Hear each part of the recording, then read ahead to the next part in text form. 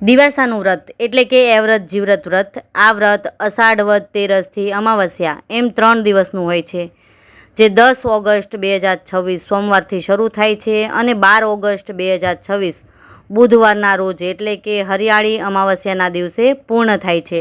દિવાસાનું વ્રત રાખનાર બહેનોએ આ દિવસે અખંડ દીવો કરી ઉપવાસ રાખી અમાવસ્યાનો આખો દિવસ, આખી રાત અને અમાવસ્યાનો બીજો દિવસ એટલે કે 13 ઓગસ્ટનો આખો દિવસ એટલે કે લગભગ 36 કલાકનું જાગરણ કરવાની પરંપરા છે.